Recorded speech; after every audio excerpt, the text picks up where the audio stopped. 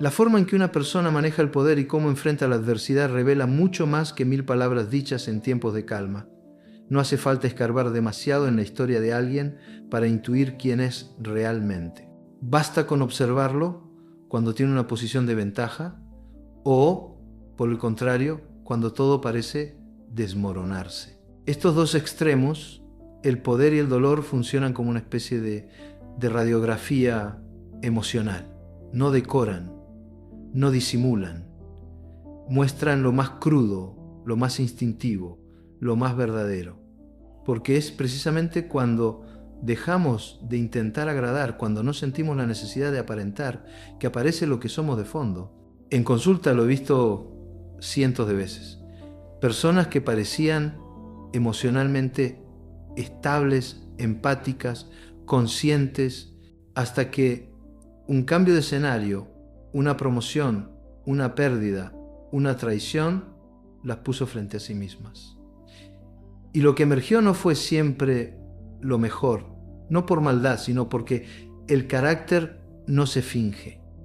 El carácter no se improvisa, o está o no está. Y la mayoría de nosotros prefiere no mirar muy de cerca, porque mirar implica aceptar, y aceptar puede doler. El carácter no se muestra en lo que alguien dice cuando sabe que está siendo evaluado, tampoco en los actos cuidadosamente diseñados para parecer virtuosos. Se manifiesta en los gestos involuntarios, en las reacciones espontáneas, en la forma en que alguien trata a quien no le sirve para nada. Hay momentos en la vida en que la máscara simplemente se cae. No porque uno la quite, sino porque ya no es necesaria. Y en esa ausencia de necesidad aparece la verdad. El problema no es tanto no ver, sino ver y justificar, ver y minimizar, ver y pensar, todos tienen defectos, seguro está pasando por un mal momento. Y sí, todos tenemos defectos, todos pasamos por malos momentos. Pero hay formas de sufrir y formas de dañar. Hay maneras de tener poder y maneras de ejercerlo. Y la diferencia está en la ética interna, no en las circunstancias. A veces preferimos la comodidad de una imagen bonita a la incomodidad de una verdad que desestructura. Porque si veo quién eres realmente, tengo que preguntarme, ¿qué estoy haciendo aquí contigo, sosteniendo esto? Y si veo quién soy yo en esos mismos extremos, quizás también tenga que reevaluar algunas cosas sobre mí. Entonces, no se trata solo de mirar al otro. Se trata de atreverse a mirar con ojos abiertos, sin romanticismos, sin excusas. Mirar con la madurez emocional de quien ya no quiere perder tiempo justificando lo que duele. El verdadero carácter no se expresa en los grandes gestos planeados, ni en las promesas que suenan bien. Se muestra en los detalles, en esos segundos en los que la persona cree que nadie la está observando. La pregunta es, ¿estás dispuesto a mirar? Y más aún, ¿estás dispuesto a aceptar lo que ves sin intentar cambiarlo, sin maquillarlo, sin inventarle una historia que lo haga más llevadero? El poder no cambia a las personas, solo las deja de esconder. Hay quienes, al obtener una mínima cuota de ventaja, una promoción, un título, una posición de respeto o simplemente una sensación de superioridad sobre otro, comienzan a mostrar un rostro que antes no era visible. Dejan de cuidar las formas, se sienten con permiso para imponer su voluntad, para exigir, para castigar, para silenciar. Ya no necesitan fingir amabilidad, porque sienten que no tienen nada que perder. Y ahí, justo ahí, aparece la esencia. Lo he visto más veces de las que me gustaría contar. Alguien que parecía accesible, justo, amable, pero que al tener poder se transforma. No en otro, sino en el que siempre fue, solo que ahora sin censura. No es la autoridad lo que lo vuelve altivo, es que ya no necesita controlar su altivez. Y si lo piensas con calma, no es una cuestión de cargos, ni de prestigio, ni de dinero. Es algo más sutil, más íntimo, es lo que una persona hace cuando se sabe en ventaja, porque ahí no hay necesidad de convencer, solo decisión. Algunas personas utilizan el poder para cuidar, otras para castigar. Algunas se sienten responsables de usar su posición con humildad. Otras sienten que ese lugar les da derecho a pisar. La diferencia no está en el rol, está en la ética interna. Y eso no se enseña con discursos, ni se aprende en libros, se moldea en la forma de mirar al otro, en la capacidad de reconocerse parte de un todo, no por debajo ni por encima. El poder no ensucia a nadie, solo amplifica lo que ya estaba dentro. La pregunta que más deberíamos hacernos no es cómo trata a quienes están en su mismo nivel, sino cómo trata a quienes no pueden defenderse. Esa es la prueba. Porque quien solo es amable con quienes le conviene, no es amable, es estratégico. Y quien pierde el respeto cuando se siente superior, no ha entendido nada sobre el respeto. Nadie está exento de estas pruebas. Todos en algún momento tenemos más fuerza, más conocimiento, más experiencia que alguien más. La cuestión es, ¿qué hacemos con eso? ¿Lo usamos para elevar o para hundir? ¿Para acompañar o para dominar? ¿Para entender o para imponer? Lo que el poder revela es si lo que llevamos dentro tiene raíz en la empatía o en el ego. Y aquí vale preguntarse algo incómodo cuando estuviste en una posición de ventaja. ¿Cómo actuaste? ¿Te sentiste tentado a imponer tu voz? ¿A mirar por encima del hombro? ¿O pudiste mantenerte humilde incluso sabiendo que podías ganar? Porque ahí, en ese margen de elección, se juega nuestra humanidad más profunda. La adversidad no pide permiso. Llega, desordena y se instala sin preguntar si estamos listos.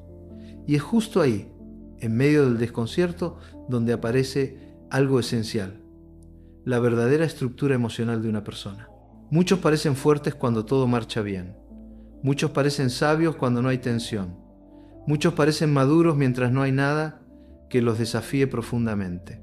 Pero basta con que algo falle, una pérdida, una traición, una decepción inesperada, para que lo que estaba sostenido por el equilibrio externo empiece a desmoronarse.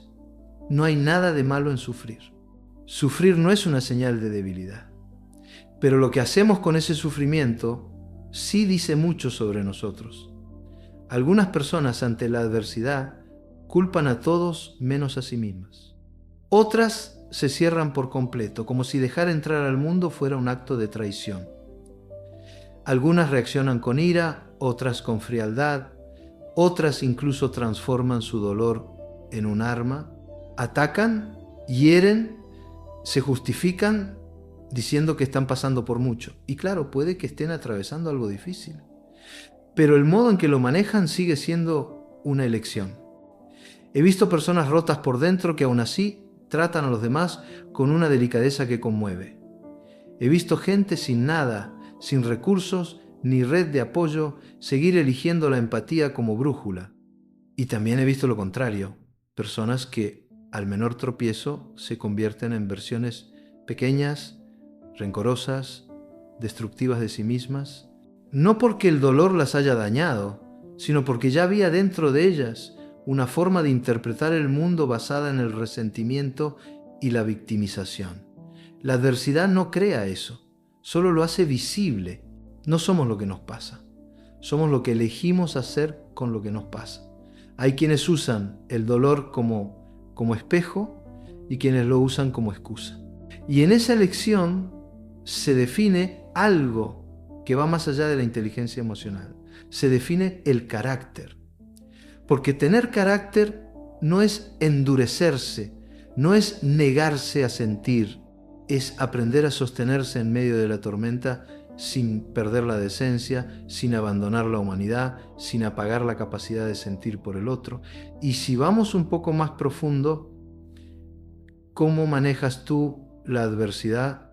¿Te vuelves más sensible o más hostil?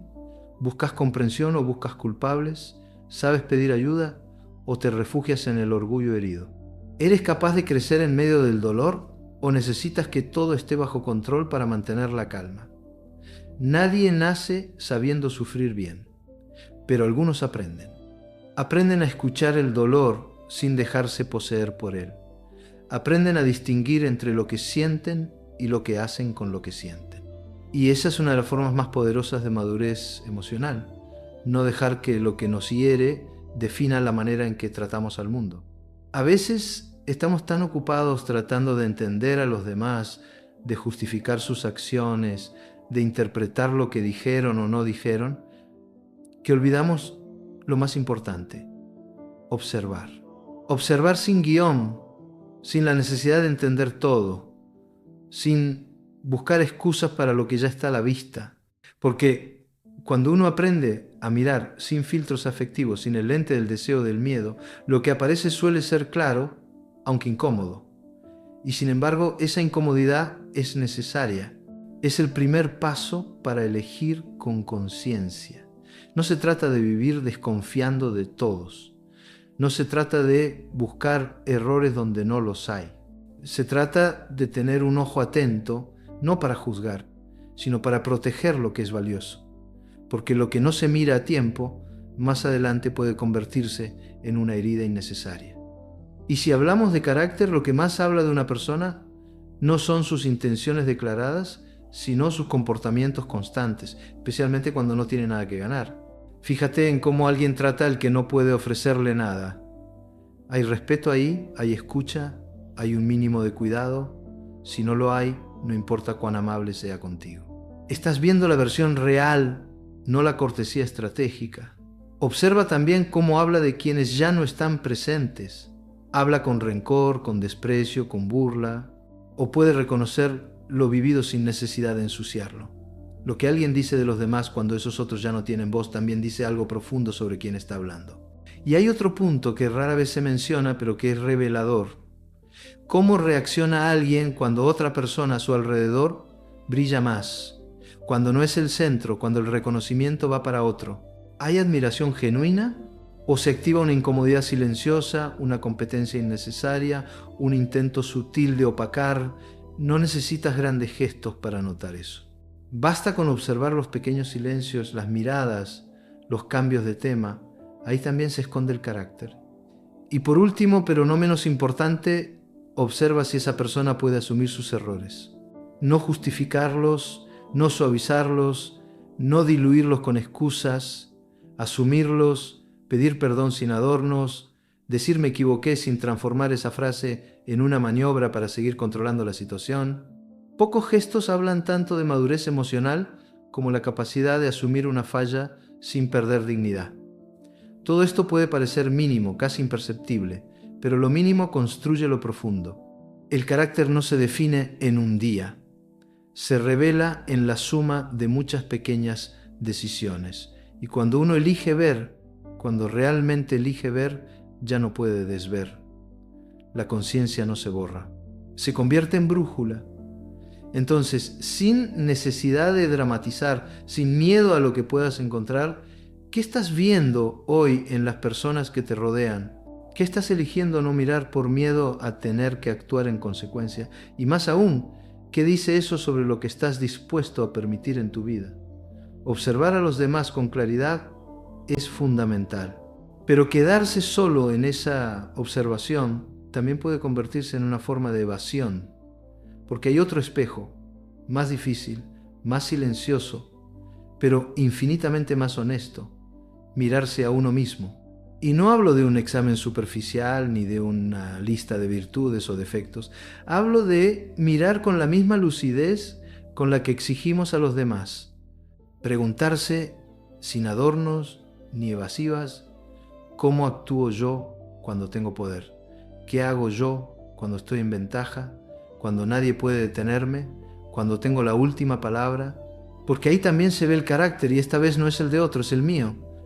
Uso mi ventaja para imponerme, para ganar discusiones innecesarias, para recordarle al otro lo que me debe o lo que hice por él, o puedo mantenerme íntegro aún sabiendo que tengo todas las cartas a mi favor. Esa es una pregunta que no se responde fácilmente, porque el ego siempre va a intentar maquillarla. Va a decirnos que somos justos, que nuestras intenciones son nobles, que no estamos abusando de nada. Pero el cuerpo sabe, el gesto sabe, la reacción emocional sabe. Y si somos honestos, hay momentos en los que sabemos perfectamente que cruzamos un límite ético, aunque nadie nos haya visto. Lo mismo ocurre con la adversidad. ¿Cómo reacciono cuando la vida me golpea? ¿Me encierro en la rabia? ¿Descargo mi frustración en los demás? ¿Me convierto en alguien difícil de amar porque creo que el dolor me da derecho a ser duro, distante o injusto? Es muy fácil justificar nuestras sombras cuando estamos sufriendo. Muy fácil decir que no somos nosotros, que es el estrés, la crisis, el cansancio. Y puede que todo eso sea verdad, pero también es verdad que elegimos, incluso en medio del dolor, qué tipo de persona vamos a ser mientras sufrimos. No se trata de negar el dolor ni de exigirnos una perfección emocional que nadie puede alcanzar. Se trata de darnos cuenta de que nuestras reacciones también construyen vínculos y que cada vez que usamos nuestro dolor como excusa para herir, también estamos definiendo el tipo de ser humano que somos. La pregunta no es si sentimos emociones difíciles. Todos las sentimos. La pregunta es ¿qué hacemos con ellas? ¿Las reconocemos, las elaboramos, buscamos ayuda o las lanzamos sobre los otros como si fueran parte de su responsabilidad? El autoconocimiento no es cómodo. No lo es. Hay días en los que uno se ve y no se gusta. Días en los que uno reconoce que ha sido soberbio, hiriente, negligente. Pero si hay voluntad de mirar, también hay posibilidad de cambio. Y no hablo de un cambio milagroso ni instantáneo. Hablo de elegir conscientemente cada día una forma más digna de habitarse a uno mismo, de revisar patrones, de cuestionar automatismos, de no justificarse solo porque siempre fui así. Entonces, en silencio, sin necesidad de compartirlo con nadie, sin hacer de eso un manifiesto. ¿Quién eres tú cuando el mundo te da poder? ¿Quién eres tú cuando el mundo te lo quita todo? Y si esas respuestas no te gustan, ¿estás dispuesto a transformarlas? El dolor, aunque muchas veces intentemos evitarlo o silenciarlo, tiene una función que no se puede reemplazar. Revela. No revela todo de golpe, ni siempre de forma clara. Pero lo que muestra, si estamos dispuestos a ver, es lo que aún necesita ser sanado, lo que seguimos cargando en silencio, lo que evitamos enfrentar desde hace años. Y, más importante aún, muestra desde dónde construimos el carácter, no desde las ideas, sino desde la experiencia vivida. Hay personas que han sufrido profundamente, pero cuya herida no las ha convertido en amargas. Al contrario, las ha vuelto más humanas, más conscientes de su vulnerabilidad y por eso mismo más empáticas. No se endurecieron, se volvieron más firmes pero también más blandas donde hace falta, porque entendieron que el dolor puede enseñarte a cuidar, no solo a protegerte. Y no es que no les duela, es que aprendieron a no volverse prisioneras de ese dolor. Y también están quienes, después de una herida, levantan muros, no para protegerse, sino para castigar. Gritan más, juzgan más, confían menos. Ven malicia donde hay duda, ven traición donde hay límite, porque no sanaron, solo se endurecieron. Y ese endurecimiento no es fortaleza, es rigidez, no es carácter, es defensa mal elaborada, no es madurez. Es un mecanismo de supervivencia que ya cumplió su función, pero que sigue ahí, operando como si el peligro no hubiera pasado. La pregunta clave no es ¿por qué sufres?, sino ¿qué estás haciendo con ese sufrimiento? ¿Lo estás utilizando como excusa para aislarte emocionalmente? ¿Lo estás reciclando como argumento para no volver a confiar? ¿Te está convirtiendo en alguien que exige todo pero da poco? ¿O estás dejando que ese dolor sea un espejo? Un espejo que, aunque incomode, te ayude a ver con más honestidad lo que hay dentro. He visto personas transformar sus heridas en sabiduría, pero no porque repitan frases bonitas, ni porque hayan dejado de dolerles las cicatrices, sino porque decidieron no permitir que ese dolor se vuelva identidad. No se presentaban ante el mundo como víctimas permanentes. Se presentaban como personas que han caminado por el fuego y aún así eligen no quemar a los demás con lo que vivieron. Y aquí hay algo que merece ser dicho con claridad. El dolor no nos hace mejores por sí solo. No hay nada noble en sufrir si no se aprende nada de ello. no hay aprendizaje automático. Es una elección. Y elegir no siempre significa tener claridad. A veces es solo una pequeña decisión. No responder con la misma moneda. No repetir el patrón. No castigar al que no causó la herida. Entonces, la próxima vez que el dolor aparezca, y aparecerá, porque es parte de estar vivo, tal vez puedas preguntarte con honestidad, ¿qué quiere mostrarme esto? ¿Qué parte de mí está siendo puesta a prueba? ¿Qué historia interna se reactiva con este sufrimiento? Y si logras escuchar esa respuesta, aunque sea una sola palabra clara, ya no será un dolor cualquiera, será una oportunidad. No basta con ver, hay que decidir qué hacer con lo que se ve. Saber que alguien tiene un carácter destructivo no basta si lo sigue justificando. Notar que alguien no maneja bien el poder o que responde a la adversidad con violencia emocional no sirve de nada si después eliges quedarte a su lado esperando que cambie. La conciencia no transforma por sí sola. Es la acción coherente con esa conciencia lo que marca la diferencia. Es común escuchar frases como, pero también tiene cosas buenas. Nadie es perfecto. Quizás yo también exageré. Y todas esas frases en algún momento pueden tener algo de verdad. Pero cuando se repiten demasiado, dejan de ser análisis y se convierten en justificaciones. Se transforman en un mecanismo para evitar asumir lo que ya es evidente. Que algunas personas, por más que las queramos, no saben o no quieren relacionarse desde el respeto, y si no hay respeto, todo lo demás se vuelve frágil. Elegir a alguien con quien compartir la vida, el trabajo, la amistad, no debería ser solo una cuestión de afecto o afinidad. Debería ser sobre todo una elección basada en el carácter, porque el carácter no se negocia, no se puede construir desde afuera, no se puede imponer, no se puede comprar con amor, ni con paciencia, ni con sacrificio. Si alguien no tiene integridad emocional, no hay vínculo que lo compense. Y seguir esperando que el tiempo lo arregle es muchas veces una forma elegante de prolongar el daño. También está el otro extremo, la autoexigencia excesiva. Creer que si todo falla es porque yo no supe, no pude, no di lo suficiente, y eso también desgasta, porque convierte cualquier relación en una prueba de resistencia emocional. Y lo que debería ser encuentro se transforma en una lucha silenciosa para sostener lo insostenible. No estamos obligados a quedarnos donde no hay reciprocidad.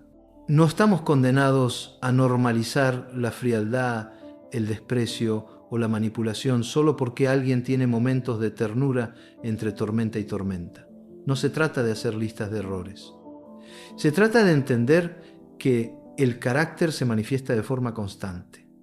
Y si una persona muestra una y otra vez que no sabe manejar su poder ni su dolor sin lastimar, entonces mirar para otro lado es una forma de participar.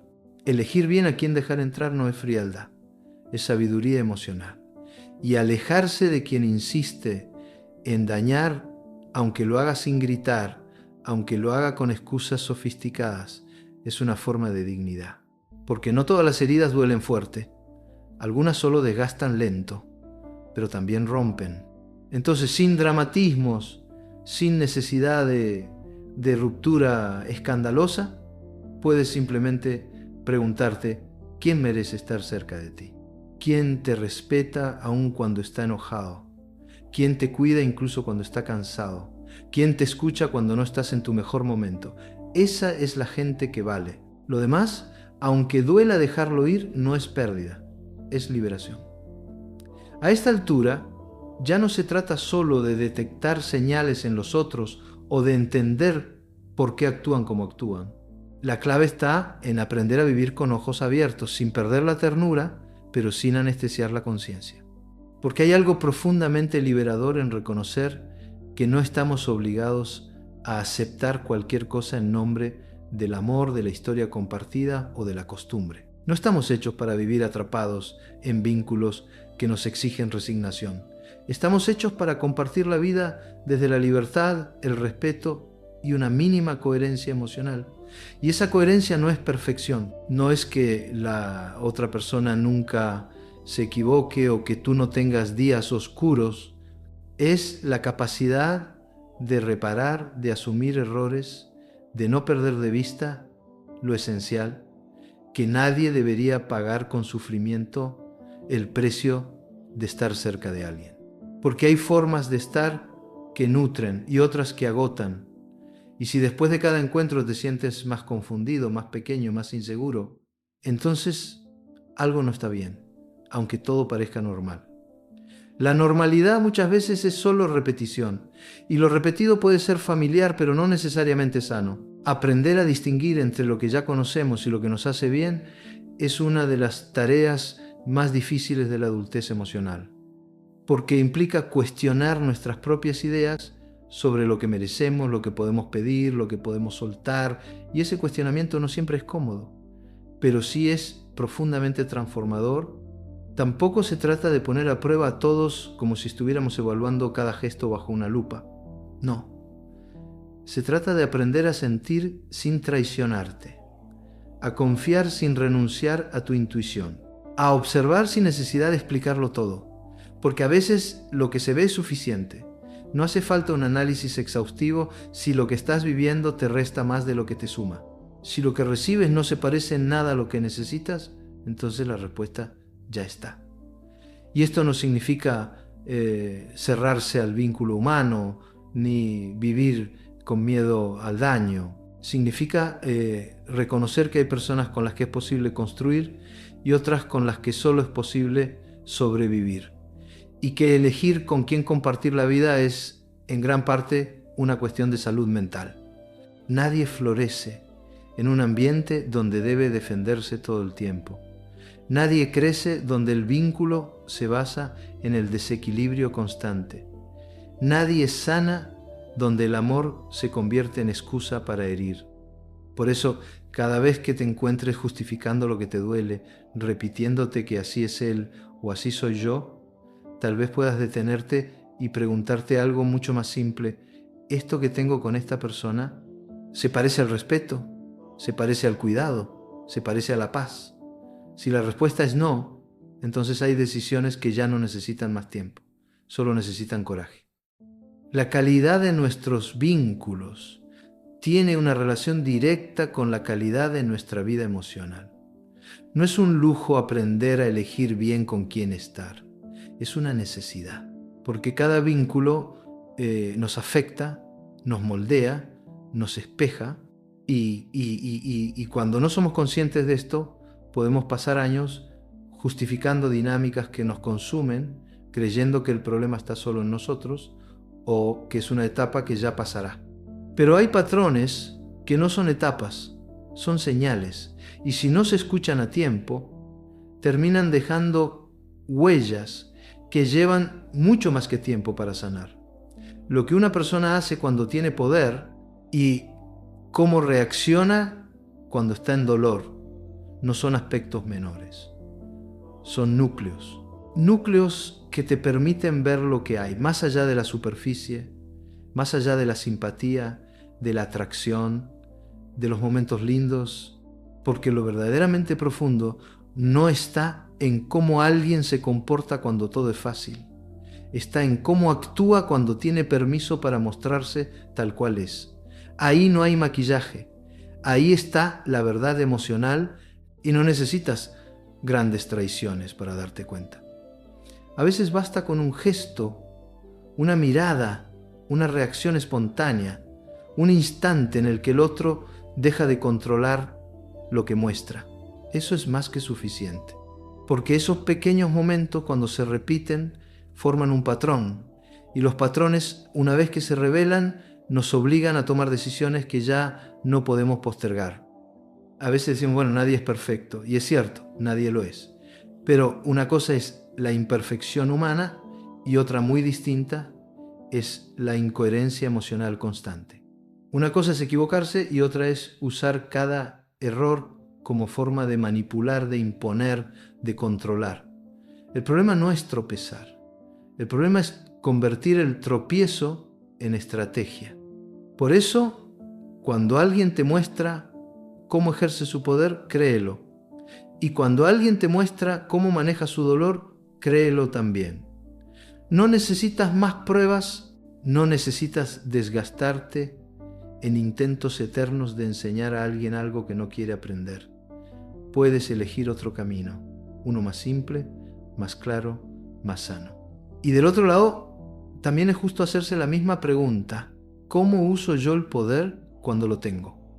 ¿Cómo me comporto cuando la vida me lleva al límite? ¿Sigo eligiendo el respeto aunque tenga razones para estar molesto? ¿Mantengo la empatía incluso cuando estoy herido? ¿O justifico lo que hago solo porque estoy sufriendo?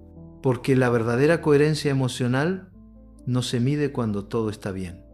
Se mide en los extremos, en los momentos en los que podrías hacer daño y eliges no hacerlo, en los momentos en los que podrías callar o gritar y eliges hablar con dignidad, en esos instantes en los que tienes todo el permiso para mostrar tu peor versión y aún así decides cuidar. Eso es carácter, y también es amor. Amor maduro, amor sin espectáculo, amor que no necesita gritar para demostrar lo que vale. A esta altura ya no se trata de acumular más conceptos. Lo que queda es una comprensión más silenciosa, más íntima. Una verdad que no necesita ser dicha en voz alta para tener fuerza. El carácter se revela en los bordes, en los momentos de poder y en los momentos de pérdida. En esas zonas donde la presión es tanta que ya no hay energía para fingir. Lo que emerge ahí es lo que realmente somos, no lo que decimos ser. Y mirar eso con honestidad cambia todo. Cambia la forma en que elegimos. Cambia lo que estamos dispuestos a permitir. Cambia incluso lo que entendemos por amor, por respeto, por cercanía. Porque ya no nos conformamos con palabras. Porque aprendemos a valorar los hechos pequeños, constantes, coherentes. Aprendemos a mirar más allá del discurso y a confiar más en la conducta. No necesitamos listas interminables de advertencias. Necesitamos presencia y coraje. Coraje para ver sin adornos y también para actuar en consecuencia. Coraje para alejarnos de quienes usan el poder para dominar y de quienes usan el dolor para herir. Coraje para no convertirnos nosotros mismos en eso, porque todos en algún momento tenemos poder sobre alguien. Todos en algún momento nos vemos vulnerables. Y ahí, en ese cruce, se define el tipo de humanidad que queremos habitar. Observar estos dos puntos, el poder y la adversidad, puede ahorrarnos años de desgaste emocional, años de vínculos desiguales, años de autoengaño. No se trata de volverse frío ni desconfiado, se trata de tener criterio. Se trata de respetarse lo suficiente como para elegir entornos donde puedas estar en paz, sin tener que defenderte todo el tiempo. Donde no tengas que explicar lo obvio ni justificar lo que te hiere. Donde puedas ser sin miedo a ser aplastado. Más allá del juicio a los otros, más allá de señalar lo que falta, lo que importa es hacia dónde vas tú con todo esto que ahora sabes. ¿Qué tipo de relaciones estás dispuesto a construir? ¿Qué tipo de persona estás dispuesto a ser? Y si tus vínculos, tus reacciones, tus elecciones están alineadas con esa respuesta. La madurez emocional no se nota en lo que decimos. Se nota en lo que elegimos sostener y en lo que ya no estamos dispuestos a cargar. En cómo cuidamos lo que amamos. En cómo respondemos cuando algo duele. En cómo usamos el poder que inevitablemente alguna vez tendremos sobre otro ser humano. El carácter no necesita gritar, se nota, se siente, se construye cada día con gestos que nadie aplaude, pero que hacen toda la diferencia. Y si puedes ver eso en los demás, si puedes verlo también en ti, entonces ya no necesitas teorías, solo necesitas seguir afinando la mirada, para que lo que elijas construir se parezca cada vez más a la vida que mereces.